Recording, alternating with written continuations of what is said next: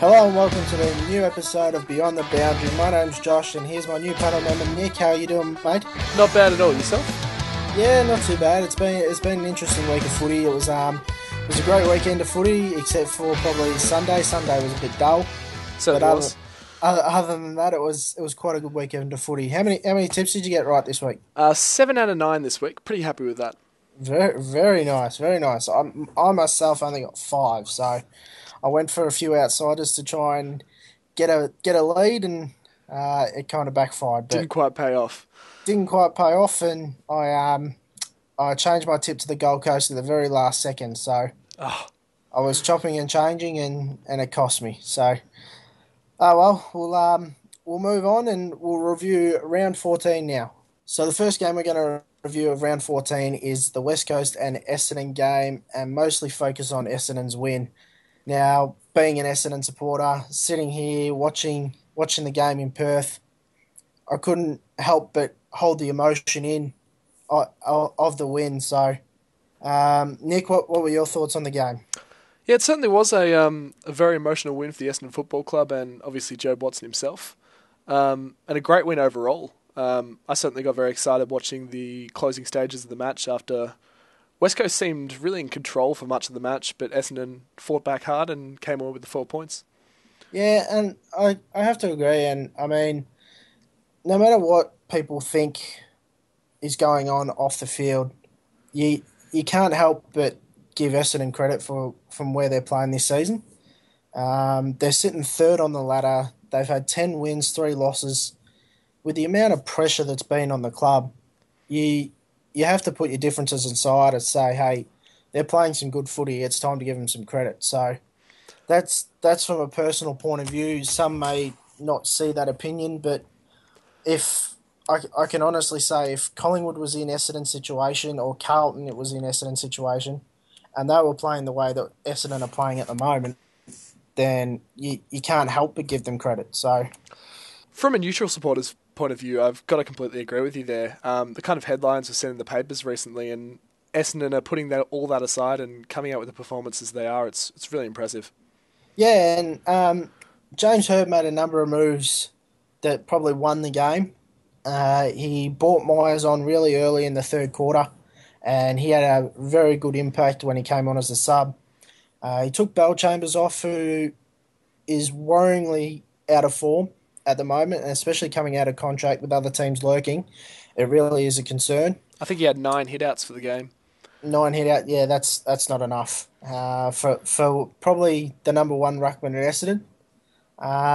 Carlisle and Hurley, it's invaluable to a side where you've got 2 swingmen that can play at either end, and I think personally from my view, Hurley is most certainly a defender.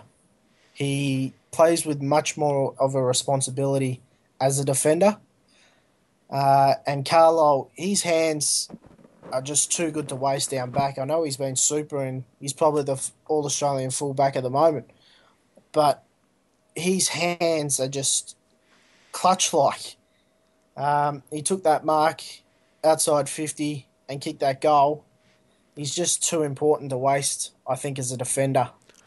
I don't think that goal has actually got the recognition it deserves during the week, to be honest. 6 points down coming into the last 2 or 3 minutes, I think it was, right against the boundary, 15 metres out. It was just a great clutch goal under massive pressure. Absolutely, and I think one player that's gone under the radar of a lot of teams this season for Essendon has been Nic Gysen. He's coming to the side. He's played every game bar 2 where he was suspended, and he's not the most skillful player. He's not the most quickest player, but he's got that determination, and he's the kind of player that every club needs. Just that willpower to win the ball and get it forward. Absolutely, and a lot of people say he plays with a reckless attitude and reckless towards the opposition, but he 9 times out of 10 he'll win the ball and he won't put the opposition at risk of getting hurt or getting suspended or something like that. So I think Commer's a really important player for the Essendon side at the moment. Certainly is. Paddy Ryder, another one we should probably mention. 29 hit-outs on the weekend against the best ruck combination in the competition.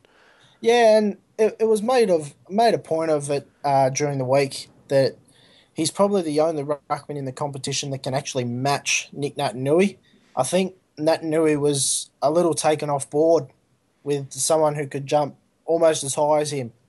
And Ryder played a superb game, probably his best game of the year. So the most important thing for Paddy Ryder is now to take it into this week against Port Adelaide. He's coming up against a semi-inexperienced ruckman in Matthew Lobe, and he really has to stamp his authority. I think he's had that good game. The problem he's had over the years is that consistency issue. He needs to take that on for the second half of the year and have a real impact. Okay, now moving on to Melbourne. Yeah, it's interesting. The last 2 weeks they've played under Neil Craig, they seem to play with a lot more freedom, Certainly and have, yeah. they've they've been more competitive. They won only their second game for the year last week and almost coughed it up. But great credit to them and Neil Craig that they've put their first half of the year behind them. And I think the last 2 weeks have really shown that the talent this team has, that they can put in a four-quarter effort and produce good performances. Now, I've said it a number of times, you can't help being beaten by a better side on the day, but you can control the effort that you put out in the field. So there was a lot of players for Melbourne that really stood up. Nick, you got a couple there? Yeah, Jack Watts kicked four, played as a bit of a utility with 15 touches and 9 marks. Pretty much the match-winning mark down in defence as well. So one of his best games in a long time. Yeah, and I have to agree with that. Watts is a very much maligned footballer. There's a lot of pressure on him and has been since he first debuted against Collingwood on that Queen's birthday. He's he's got the talent. We can all see that. It's just a matter of having those senior players around him that he hasn't had yet. I think if he went to someone like a Collingwood or a Hawthorn, you'd see the better side of him because he has that support around him, where he's got a lot of players his age surrounding him. So, And Neil Craig certainly brought the best out of him against the Bulldogs playing in that role. yeah, absolutely. And I think you can put your money on it that he's going to play a similar role against Sydney this week. So, Chris yeah, Dawes is another one. yeah, Chris Dawes has been fantastic this year since coming in from that injury. I think it was an ankle injury, was it not? Um, he's playing with a real responsibility as the number one forward with Mitch Clark out of the side for what looks like the rest of the year. He's playing with that responsibility, leading up the ground, taking marks. He kicked 3 goals on the weekend. It's important that he takes those opportunities when they come and he kicks those goals because as a forward, as a tall forward, the only tall forward in that side at the moment, he needs to impact the scoreboard at every opportunity he gets. So, The other one was Jeremy Howe playing up forward on the weekend. gee, can this guy take a mark? He takes one every single week. He He's got he literally is just a human highlights reel. He is, and I think I was listening to SEN during the week, and there was one caller calling in saying, "Are we seeing the best person who can take a high flying mark ever in Jeremy Howe?" And I sat there and thought, geez, he's got a point there because he's just so balanced when he goes up and takes a mark, and Certainly in he, the last decade, anyway, we haven't seen anything like this. That just it's 2 or 3 times, sometimes more each game. It's ridiculous. he's just so consistent at taking these high flying marks, and he gives the Demon fans something to at least smile about this season. He's not, the thing is he's not just a human highlight reel. He actually can play footy. He can find the ball. He can kick goals. He does pretty well defensively as well. So he's an all round good talent that Melbourne need to put a lot of time in to help him develop into an elite player. Now, moving on to a couple of concerns we have about the GWS Giants. Yeah, it really is a big concern, Nick. I'm really worried about him. It was this time last season that the Gold Coast got their first win against the Tigers up in Cairns, but I honestly cannot see the Giants winning a game this season, and that's a big statement. And they'll probably prove me wrong somewhere along the line because I think it's been since 1993 where Sydney haven't won a game over a period of a season. So it's it really is concerning. I know they're a young group; they're only in their second year. They haven't got that really key marquee player like the Suns have got with Ablett, and they've had their fair share of injuries as well this season. So It's a bit harsh to compare the two, but you can't help but just sort of having them up against where Gold Coast were at this time last year. And Gold Coast had 3 wins, last season. And GWS are yet to notch one this year. So yeah, as I said, I really hope I'm wrong. I'd really like to see them win a game, but I just can't see it at the moment. And their biggest chance is probably this week against the Doggies. They're coming off a loss against Melbourne, and then they've got Sydney at the SCG. So it doesn't get any easier each week that comes along. So and the big problem, not just not winning the games, is they're not being competitive. They've got an average losing margin of about 10 goals. So yeah, that's it. So with the exception of the Geelong game a couple of weeks ago, they're really struggling to keep in the game for longer, which is what you want to see from the development sides at this time. yeah, and I have to agree. And I think the most important thing for the second half of the year is that they be a bit more competitive. And I think the senior players of the club have to stand up a bit more. I know it's a bit harsh on them, but they've got to really lead from the front. So it's important for the GWS to be a bit more competitive the second half of the year and really take it up to the Bulldogs this week. Now, moving on to a player from the Richmond Football Club that's copped a lot of flack from his own supporters and certainly opposition supporters, and that man is Daniel Jackson. He's having a fantastic year, an underrated year. He's playing his role within the football club, within the team, and it's not getting a lot of recognition. Nick, you've got his stats there, have you? Yeah, this season he's averaging 22 disposals, 5 marks, 4 tackles, 4 inside 50s, and 3 clearances per game. So certainly a big improvement on last season. Absolutely, and if I had a rough guess before I knew those stats, I wouldn't have said he averaged 22 touches a game. He's not the type of player that springs out in my mind that would win a lot of the ball. He's more a defensive player, but he's brought that into his game. He's brought that more attacking style into the game, getting the ball inside 50, like you said, winning clearances in the middle, and with the already strong midfield of Koch and Delidio, Martin, Foley, who's having a terrific season, Tuck, who's about to come back in as well. All of a sudden, you throw in Daniel Jackson as probably the sixth best midfielder, and he's having an output like he is. So it's a great credit to Daniel Jackson and his season. It's more important, as we've been saying this podcast already, is to be more consistent, and he's got to take that on to the second half of the year. Okay, now moving on to Fremantle and their chances for the flag this year. It's a really, really touchy subject. I brought it up on my Twitter feed on Saturday night, and I hope I'm wrong, but I just cannot see Fremantle winning the premiership with the attacking style or their game style that they play at the moment. Um, yes, Pavlich has been out, and he might come in and help boost their scoring up, which sits at 84. Is that right, Nick? Yeah, 84 points per game, which is the lowest of the top 8.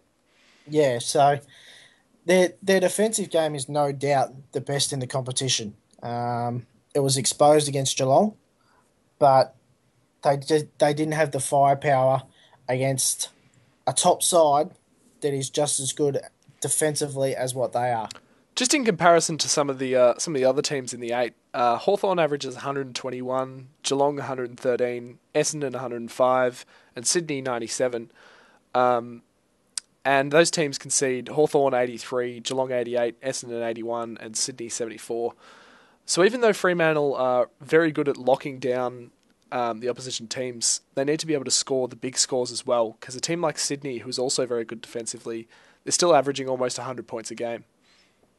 Yeah, and that's stats don't lie, and it's I just cannot see them being able to beat someone like a Hawthorn or a Geelong and possibly even Essendon in Melbourne. On the bigger, wider grounds where they know how to play Patterson Stadium. They've got the home crowd advantage and all that kind of stuff. It's hard to see them coming down to Melbourne, Victoria, and playing in a big final and being able to play that game style and win. So I think they were really found out against the Cats on Saturday night. Despite the players that they did have missing, their Geelong plays in bursts, and they just had no answer to Geelong's 5 or 10 minute bursts of goals when Fremantle was still trying to lock down the game, and Geelong were, really pulling away. yeah, and you can say that Fremantle were without Pavlich and Sandilands and Mundy and Barlow, and Duffield went down at half time, and Johnson played the most of the game injured. So they were undermanned, but they were still exposed by the way Geelong played, both attackingly and defensively. And if they're going to win the premiership, I think they need to become more attacking at the opposition and really take the game on. As speaking as a coach, as myself, you can play as attacking as you want and work back twice as hard and still play that defensive game. Now, it can work, and it is risky. And I know Ross Lyon doesn't like to work that way, but it's something has to change in their forward movement if they're going to win the premiership. All right, we had a retirement this week. Adelaide's Graham Johncock. He's been a terrific footballer. We've got some video highlights here, courtesy of the Adelaide Football Club. Thanks to them for letting us use this video. He's played 227 games, kicked 120 goals. He was pick 67 in the 2000 draft. In just his third season, he kicked a club high 30 goals. This stat right here just shows his consistency. He finished in the top 5 of Adelaide's best and fairest 6 times. It was certainly very impressive for him to get back. He broke his leg in 2005 while he was leading the club championship and got back and had another 8 years of his career after that very successfully. Yeah, absolutely. And so probably in early 2006, he moved into defence. He played a lot of both ends early in his career, but he really locked down that back pocket role in about 2006 and teamed up really well with Andrew McLeod, both running out of defence, both super quick, both skillful, read the play so well. So his relationship with Andrew McLeod was pivotal when they both played down there. He played for the Dream Team in 2008, which was a massive achievement. He was named in the back pocket to play against Victoria. And to finish out his career, he's going to play with the Port Adelaide Magpies. He said during the week that he feels he can't play at the AFL level anymore, but he'd like to continue on and play with the Port Adelaide Magpies in the SANFL. So a great career to Graham Johncock. He tore my mob up a few times, and it's a great credit to him. Probably I didn't see this one coming really, only 30 years of age, but he's been a terrific player and he's going to be sorely missed by the Adelaide Football Club. Another retirement we had this week was Chad Corns of the GWS Giants. Yeah, he played 255 games for Port Adelaide and GWS, 239 of them with Port Adelaide and 16 with the GWS Giants. He kicked 179 goals. He was a premiership player in 2004 with Port Adelaide. He was also a 2-time night premiership player in 2001 and 2002. He came third in the 2004 Brownlow Medal. He was a 2-time All-Australian in 2004 and 2007. He was a NAB Rising Star nomination in 2000. Vice-captain of the Port Adelaide Footy Club from 2006 to 2008. And he won the Showdown Medal in 2006. He was such a lively character, and certainly the fans of both clubs really adored the way he played his footy. Now, before we move on to the previews this week and the ins and outs and our tips, we're going to touch on this week's NAB Rising Star, Adelaide's Braid Crouch. He picked up 31 disposals against the Gold Coast Suns on Saturday. 14 of them were contested. He had 6 marks, 5 clearances, 2 rebound 50s, 6 tackles, 2 inside 50s, and a goal assist. He went at 77.4 disposal efficiency from 83% game time. Just a terrific all-round game from the young fella. He was probably uh, behind probably Dion Prestia and Patrick Dangerfield as best on ground. So he had a terrific game and a well-worthy nomination. Nick, you got his season stats, have you? Yeah, it was just his fourth game against Gold Coast on the weekend. He's been averaging 22 disposals and 4 tackles so far, so great start to a promising career. Yeah, absolutely, and he's going to be a terrific young player. He was taken by the Adelaide Crows in the mini draft after Jaeger O'Meara. Adelaide gave up pick 10 in the national draft for him, so he certainly looks like he's going to be a terrific player with that year or so in the SANFL, the same way Jaeger O'Meara developed at the Gold Coast. So he's a tough player, he puts his head over the ball, and he's generally a good kick of the footy. So the Adelaide Crows have got a super player on their hands. But now we move on to the ins and outs. Here we go. The first game of round 15 this week is Carlton versus Collingwood, the big rivalry at the MCG. The ins for Carlton are Mark Murphy, Andrew McGuinness, who comes back for his first game since a knee reconstruction, and Andrew Carazzo. Out goes Josh Boosma and Heath Scotland, both injured, and out goes Simon White, omitted. Nick, you've got the Collingwood ins? Yeah, and for the Pies, Cracker comes back in, Reid comes in, Clinton Young for his first game for the club, that's a very big inclusion, and Jared Witts, the big ruckman. And out goes Quinton Lynch with a back injury, Heriter O'Brien with an ankle, Jordan Russell, and Kyle Martin. Yeah, it's going to be an interesting game, this one. It's meant to be a very cold night. It's meant to be wet, so Carlton being in the wet last week might help them a little bit. But Collingwood coming off a very, very bad loss against Port Adelaide last week also, so both teams are going to be very, very eager to get back on the winning list.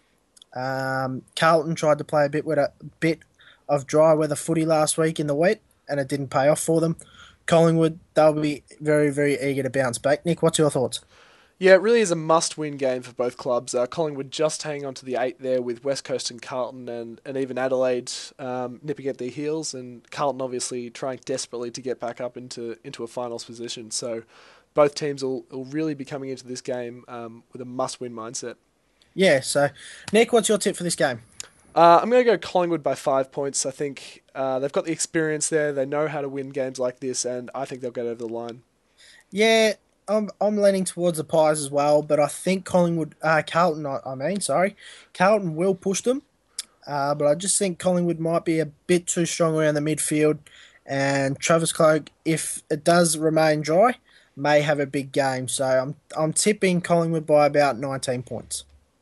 The next game is on Saturday at Star Trek Oval, formerly known as Monica Oval, between the GWS Giants and the Western Bulldogs. The ins for the GWS Giants are in comes Stephen Caniglio, Jeremy Cameron and Reece Palmer. Out goes Zachary Williams, Liam Sudner and Toby Green. Nick, you've got the Bulldogs ins? Yeah, Brett Goods comes in, as does Kobe Stevens and Tutt. And out goes Boyd with a cheekbone injury, Lauer and Hunter. Yeah, interesting game this. It's a difficult one to see how it's going to pan out. The Bulldogs were very, very disappointing last week against the D's. They played 15 minutes of footy, I think it was, and almost managed to steal the game. So big congratulations goes to Will Minson as well, playing his 150th game. Yeah, it's going to be. It's not one that's going to attract plenty of viewers, but it's hard to see how this one's going to pan out. Nick, your thoughts? Yeah, Griffin was outstanding once again last week. He's been a shining light for them this season. Boyd, certainly a big out, but even with Boyd going out, I can't see the Giants getting up. As we discussed earlier, Giants are really going to struggle to win a game this season. Yeah, and there's just Liam Jones for the Bulldogs. He's really struggling this season. I know he's young and he's shouldering basically the whole Bulldogs forward line by himself. But he's averaging 4 marks a game, and he's only kicked something like 10 goals for the season out of 13 games. So it's something that he has to work on. His confidence is down, but it's something that he's got to look at this game and say, hey, I'm going to take this game by the shreds and tear it apart. So, Nick, what's your tip? I'm going to go the Dogs by 20 points. The Giants, it's in their home state. You know, they'll really come to play, but the Bulldogs just too good. Yeah, the Bulldogs for me as well. I just don't have the confidence to tip the Giants at the moment. I think the Doggies may bounce back really well this week and win by about 45 points. The next game is North Melbourne versus the Tigers. This is going to be a cracking contest. In comes for North Melbourne Ben Cunnington, who was the number one clearance player in the competition before he went out. He's a big inclusion, and a big exclusion is Lindsay Thomas, who's been suspended. Nick, you've got the Richmond ins?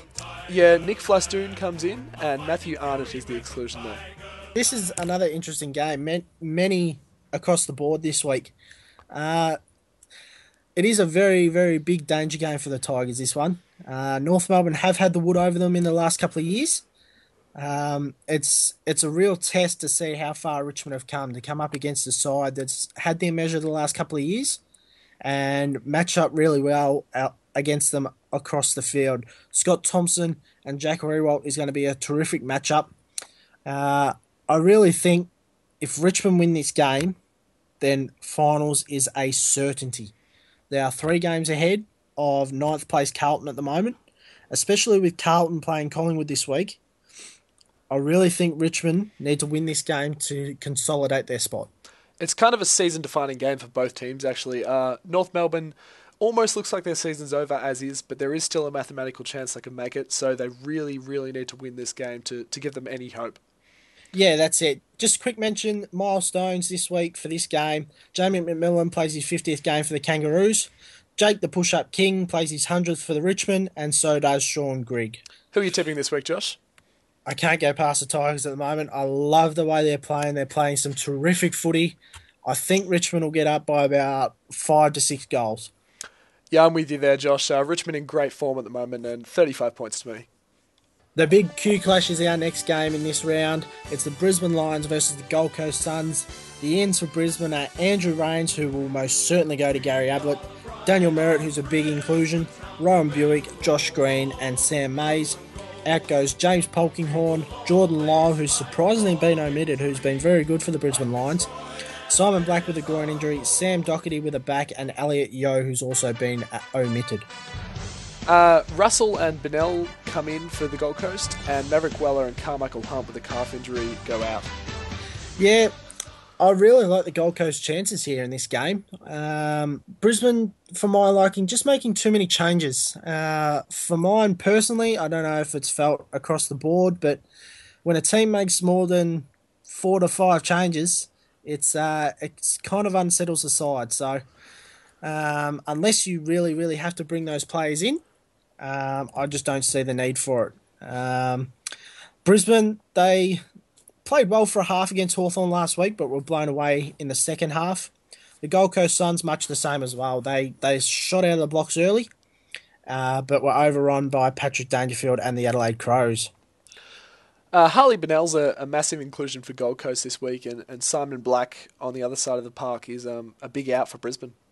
Yeah, I have to agree. And Harley Bennell's been out for close to a month now, and his pace and outside run will be really crucial to the Gold Coast chances here. And Simon Black the last 2 weeks has shown that vintage Simon Black that we all grew up watching and saw him win the 2002 Brownlow medal form with. So he's a big out for the Brisbane Lions. Who are you liking this week, Josh? I'm really, really liking the Gold Coast Suns in this game. I really am. I think they can get up. I really do. I'm tipping them by 10 points. Yeah, I'm exactly the same there. Originally Brisbane this week, but I'm going to change my tip. I'm going to go Gold Coast by 10 points. Yeah, one other thing. Danny Stanley plays his 50th game. He's had a long career, and it's taken him a long time to get to 50 games. He was delisted by Collingwood as a youngster. And Campbell Brown plays his 200th game as well. Now, arguably the biggest game of the round is Saturday night at the MCG, Geelong versus Hawthorn. For the first time since 2011, preliminary final, the Cats are going in unchanged. And for Hawthorn, Max Bailey comes in, so does Piopulo, and a big inclusion with Rioli. Out goes Xavier Ellis with a calf injury, Liam Shields with an ankle, and Selgo with a hip. Yeah, this is going to be a cracking contest. They always are. Especially the last 3-4 years. Geelong have been able to hold them off 10 times in a row. There's a little hashtag going on Twitter, 11 would be heaven. Yeah, it's going to be a fascinating contest. I just want to touch on Liam Shields. He's not the most skillful player, but he's definitely a very important player in terms of the way Hawthorn structure up. He's a very defensive player. I must say I played on him as a youngster, and his work ethic and the way he runs all day. His fitness is pivotal to this side, and he gives the Hawks a running option all day long. So he's going to be a massive out, but obviously Cyril coming back in is a massive inclusion. Yeah, it's going to be a massive game, Josh. 80,000 expected on Saturday night. I've been to the last two, and two of the best games I've ever seen in my life. It's a great achievement for Mark Blitzalves, holding out a fully fit Trent West and Nathan Vardy. First-year player, still holding his spot in the side. Travis Varco is an emergency this week. Probably a chance he could be a late inclusion. We'll have to see. Could make a good super sub. But Cat's going for 11 in a row, and I certainly can't wait. Yeah, Alan Christensen has really developed his game really well this season and the back half of last year. 50th game this week. 50th game this week. He's going to be a super player, I feel. He's going to move into that midfield and play some terrific footy for the rest of his career. Yeah, he's just 22 years of age. He's already got a premiership and is an integral part of the midfield, Geelong's midfield these days. Nick, I know you're a big Cat supporter. Who are you tipping? I can't go past the Cats. At the very worst, it's a 50-50 game from both teams' points of view. It's always a ripping contest, and I'm backing my Cats to go 11 in a row, Geelong by a point.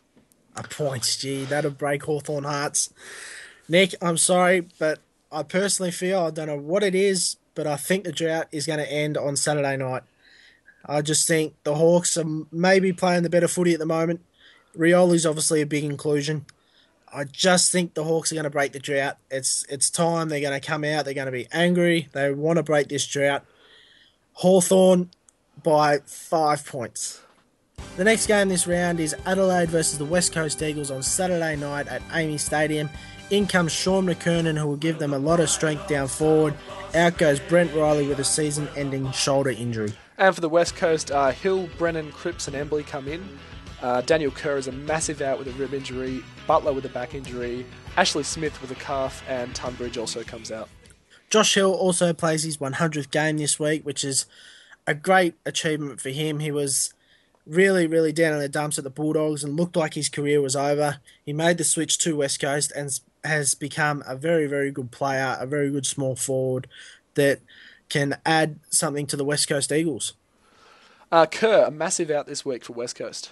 Yeah, no matter how old he gets, he's still giving that West Coast side a lot of midfield depth, and his agility and the way he breaks the lines is really pivotal to the West Coast Eagles side. So yeah, you're right, he is going to be a massive out. They're hoping it'll only be 1 week, but even in this game, a season-defining game, it's a massive out.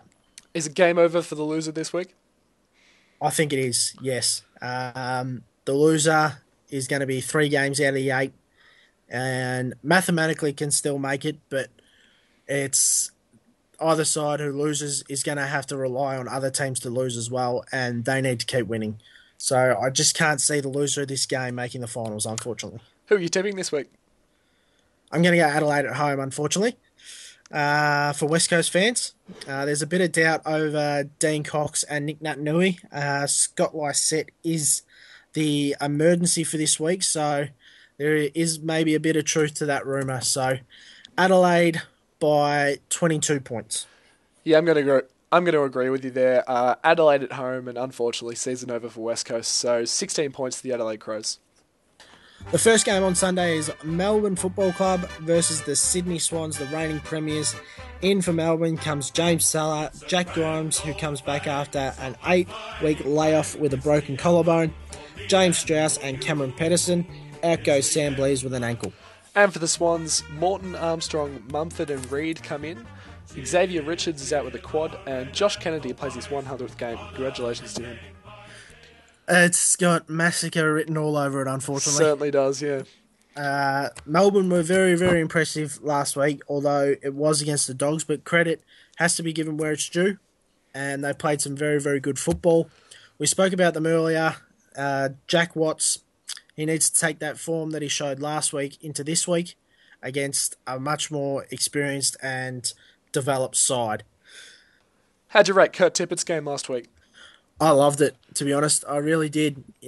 Pouring down with rain. It wasn't a tall forwards day, and he's still clunking marks, kicking goals. And the greatest thing I liked about Kurt Tippett's last game last week was when the ball hit the ground, he added another aspect to his game. He was so determined to win that ball and feed it out to the likes of Ben McGlynn, Jude Bolton, and the like to set up forward play. And I just think that's really crucial for a tall forward to be able to be so good below his knees as well. And the first 2 weeks, he's played in wet weather footy and he's played some pretty good football. So I'm hoping Sunday it can be a dry weather day to see what he can do in the dry. So who are you going to tip this week, Josh? Melbourne. No, I can't. I can't tip Melbourne, unfortunately. The Sydney Swans are just going to be far too strong. And as I said, it's got massacre written all over it. I think the Sydney Swans by about 70 to 80 points. Yeah, it's hard to put a number on it, really. I'm going to say Sydney by 74 points. Next game is the Fremantle Dockers versus the Saints at Patterson Stadium on Sunday. Some very big inclusions for the Fremantle side. In comes Cameron Sutcliffe, Alex Silvani, the captain Matthew Pavlich finally comes back. David Mundy and Michael Barlow strengthen that midfield. Lee Spur, who's a terrific young defender, and the big man Aaron Sandilands comes back in. Out goes Paul Duffield with a calf, Viv Mitchie, who was very stiff to get omitted, as was Jack Hanneth, and Hayden Crozier with a groin. And for the Saints, Lee, Sipos, Hickey, Ahmed Saad, Saunders and Hayes all come in. Rewalt goes out with general soreness, Kazitsky also with general soreness, and Webster comes out. Yeah, it's unfortunately this one's got massacre written all over it as well. Rewalt's been by far their best player this season, and given them a target up forward. The Saints stood up to the challenge early against Richmond last week, but after about midway through the second quarter, they were blown out of the water. So they're coming up against the best defensive side in the competition, and losing Nick Rewalt does not help. Yeah, they're really lacking firepower this week with Rewalt, Kazitsky, and obviously Stephen Milne still out. Big opportunity for Tom Lee this week. Yeah, he played his state football at Claremont over in WA there. So it's a big opportunity to go back home and take advantage of this opportunity that's come his way with Kazitsky and Rewalt going out. And the Fremantle supporters will be happy to see those massive ins for them. Yeah, absolutely. It's almost their best side this season, with the exception of probably Morabito and Griffin, and maybe Kepler Bradley as well. It's probably the best side they've put on paper all year. So it'll be interesting to see how they play. We spoke about them earlier, and maybe this is a good chance to see them play that more attacking style, which I personally think they need to if they're going to win the premiership at the end of the year. But Matthew Pavlich will also obviously strengthen that forward line and give them another option up forward. Who are you tipping this week? I can't go past the Dockers. They're going to bounce back after last week's poor performance. And I think Fremantle may just get up by about 60 points. Yeah, Fremantle at home. You've stolen my tip again there. Fremantle by 60. They'll just be too strong. The final game of round 15 is Essendon versus Port Adelaide on Sunday at Etihad Stadium at 4:40. The ends for the Bombers. In comes old man Dustin Fletcher, Will Hams, Travis Collier and Kyle Hardingham. Stuart Cramery unfortunately goes out with that ankle injury. And for Port Adelaide, Thomas, Stewart, Blee and Young come in, and Dom Cassisi is a massive out with a hamstring injury. Yeah, Cassisi's going to miss 3 to 4 weeks with that hamstring injury, which is a devastating blow to the Port Adelaide side. He's a very good defensive player, as Cassisi, and probably would have got the job on Essendon skipper Joe Watson. It's going to be a real test for both sides in this game, I feel. Port Adelaide have won their last 2 games at home against quality opposition. This is going to be the real test coming up against a quality opposition away from home. But Essendon, they were great last week. They really were. They were challenged by the West Coast Eagles time and time again, and eventually ran over the top of the Eagles, which was great to see. That adversity that we spoke about earlier, they just keep coming up and keep coming and keep coming. So it's going to be interesting to see where Jake Carlisle lines up this week. Will he play forward or back, Nick? Well, I really liked him up forward last week, and I hope to see more of him in the forward 50 in the future from the Bombers. Yeah, I spoke about it before. Jake Carlisle is a forward. Michael Hurley is a defender. So, but it is looking likely with Fletcher coming back in this week, Tate Pearce keeping his spot, that they might trial both Carlisle and Hurley down forward. So it's interesting that they've named them that way on paper. It'll be interesting to see if they line up that way on the field at 4:40. And this is another one of those crucial season-defining games for both teams. Essendon's in third position and Port Adelaide in eighth position. They can really cement themselves in their respective parts on the ladder if they can win this game. Especially with especially Essendon's side of things being in the top four, with Sydney and Fremantle both sitting with that draw behind them. I think it's crucial that they keep winning Essendon. It's the start of 3 weeks of games that they probably should win. They've got obviously Port Adelaide this week, the Bulldogs and GWS in the next two. So it's a really big chance for the Bombers to cement themselves in that top four. And for Port Adelaide, they're 2 games clear. They're 7th position. If they win this week, it'll be a big test for them. But if they can win, you'd have to say they'll be in the box seat to seal that top 8 position. I think so. Nick, what's your tip? Can't go past the Bombers this week. They'll put Port Adelaide away. I'm going to go 34 points. Yeah, if this game was at Amy Stadium, I might have my doubts. But at Etihad Stadium, I just think the Bombers might be a bit too strong and win out by about 26 points. So that's it for this week. Another podcast done. It's going to be a ripping round of footy. There's so many 50-50 games. Make sure you like us on Facebook at the page. The link's on your screen now. Follow us both on Twitter. Don't forget to send in your questions as well using the hashtag BTB for Beyond the Boundary. It's been great having you. Hope you enjoyed the show. Nick, thanks for joining us again. Thanks very much. Looking forward to speaking to you next week. Cracking game of footy. Go Bombers. Go Cats.